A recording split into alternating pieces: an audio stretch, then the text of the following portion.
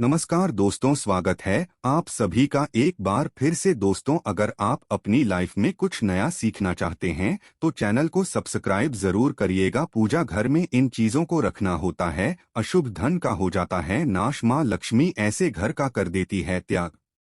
साथ ही आज के इस वीडियो में हम बताएंगे उन विशेष चीजों के बारे में जिनका पूजा घर में होना होता है बेहद आवश्यक। दोस्तों, अगर आप घर में सुख समृद्धि और धन की कामना करते हैं तो ये 3 चीजें पूजा घर में होनी ही चाहिए। स्वयं भगवान कृष्ण ने इनके बारे में बताया है, तो पूरी जानकारी के लिए इस वीडियो को अंत तक जरूर देखें और सच्ची श्रद्धा से कमेंट में लिखें हर हर महादेव, जय श्री कृष्णा। दोस्तों, प्रत्येक मनुष्य अपने घर में एक छोटा सा पूजा घर अथवा मंदिर अवश्य बनाता है, जिसके अंदर वह अपने सभी प्रिय देवी देवता और उनसे जुड़े महत्वपूर्ण चीजें श्रद्धा भाव के साथ रखता है।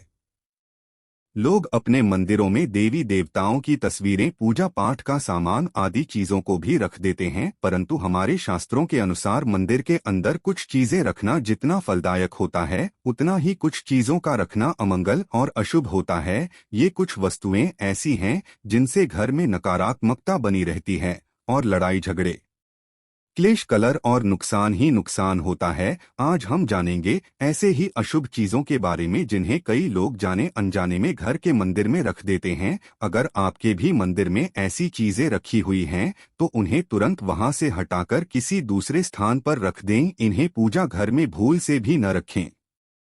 लोग ऐसा इसलिए करते हैं क्योंकि उन्हें लगता है कि ये चीजें धार्मिक है और इनकी भी पूजा की जानी चाहिए।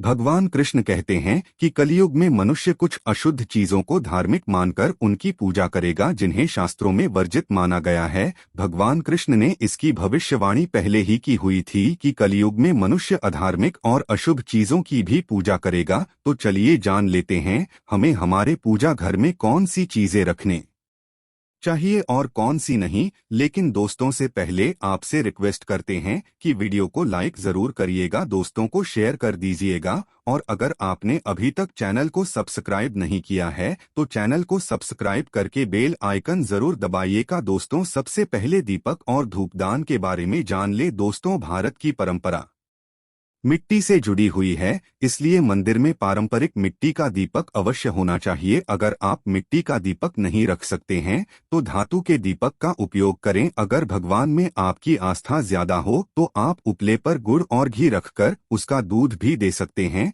ऐसा करने से घर में सुख शांति बनी रहती है। दूसरी चीज है स्वस्ति। घर के मंदिर में स्वास्तिक अवश्य होना चाहिए। आप इसे रोली से बना सकते हैं। स्वस्तिक आपके घर की शक्ति, सौभाग्य, समृद्धि और शुभता का प्रतीक माना जाता है। यही मुख्य कारण है कि कोई भी शुभ कार्य करने से पहले स्वास्तिक का चिन्ह अवश्य बनाया जाता है। तीसरी चीज है कलश। भगवान कृष्ण कहते हैं कलश सुख और समृद्धि का प्रतीक है। अपने मंदिर में रोली कुमकुम से स्वास्तिक बनाकर उस पर मंगल कलश अवश्य रखें। ऐसा करने से घर में सदैव समृद्धि बनी रहती है और ऐश्वर्य की प्राप्ति होती है। चौथी जीत है शंख। बहुत ही कम लोग जानते हैं कि शंख की उत्पत्ति समुद्र मंथन के 14 रत्नों के साथ हुई थी। इसी कारण मां लक्ष्मी को यह अत्यंत प्रिय है। शंख की ध्वनि से सकारात्मक ऊर्जा का संचार होता है, इसलिए मंदिर में शंख अवश्य होना चाहिए। शर्म की उपस्थिति से मां लक्ष्मी प्रसन्न होती हैं और घर में कभी भी धन की कमी महसूस नहीं होती। पांचवी चीज है घंटी। मंदिर में आपने घंटे अवश्य देखी होगी। घंटे को बहुत ही शुभ कारक माना जाता है। जिस घर के मंदिर में घंटी की आवाज होती है वहां का वातावरण शुद्ध और पवित्र बनता है। जिस घर में पूजा के दौरान घंटी बजाई जाती है उस घर के आसपास की सभी नकारात्मक शक्तियां दूर हो जाती हैं और साथ ही सुख समृद्धि के द्वार खुलने लगते हैं। तो दोस्तों, ये वो चीजें हैं जिन्हें घर के मंदिर में जरूर रखना चाहिए। आइए अब जान लेते हैं कि घर के मंदिर में कौन सी चीजें कभी भी नहीं रखनी चाहिए।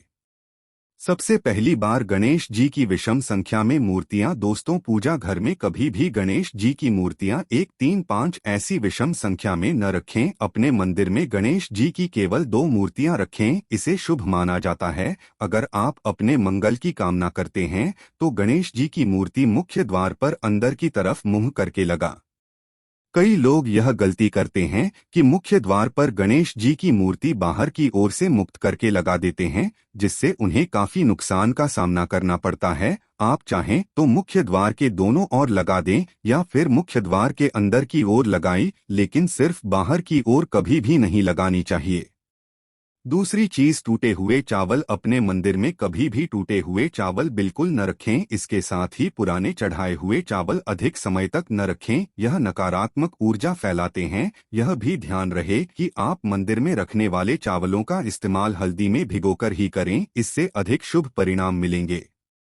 तीसरी चीज है पूर्वजों की तस्वीर। अगर आपके घर के मंदिर में आपने पूर्वजों की तस्वीर रखी हुई है तो उसे तुरंत वहां से हटा दें, क्योंकि वास्तुशास्त्र के अनुसार पूजा घर में मृत परिजनों की तस्वीरें रखना अशुभ माना जाता है। इसे अशुभ परिणाम प्राप्त होते हैं। मृतक तक परिजन पूजनीय और सम्माननीय हैं, किंतु उनका स्थान देवताओं के बराबर नहीं है।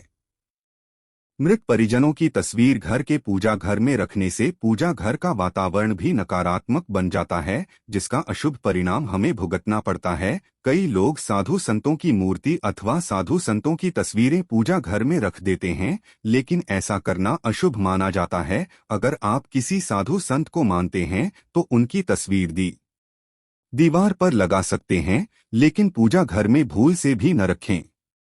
अगला है भैरव जी और शनिदेव की मूर्ति। घर के मंदिर में भैरव जी, शनिदेव अथवा काली माता की मूर्तियां भी नहीं रखनी चाहिए। इसी के साथ ही माता लक्ष्मी की खड़ी हुई मूर्ति की पूजा नहीं करनी चाहिए। माता लक्ष्मी सदैव बैठी हुई मुद्रा में होनी चाहिए, तो इस प्रकार से पूजा घर में इन मूर्तियों को नहीं रखना चाहिए।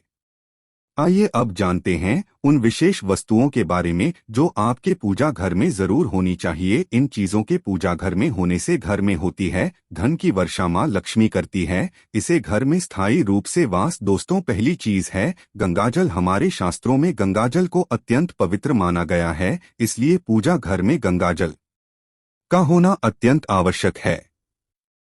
गंगा नदी सभी पापों को नष्ट करने वाली तथा सभी व्याधियों का नाश करने वाली है, इसलिए अगर आपके पूजा घर में एक तांबे के छोटे से पात्र में आप गंगाजल भरकर रखते हैं तो इससे आपके पूजा घर की शुद्धता हमेशा बनी रहेगी और आपको आपकी पूजा का संपूर्ण फल प्राप्त होगा।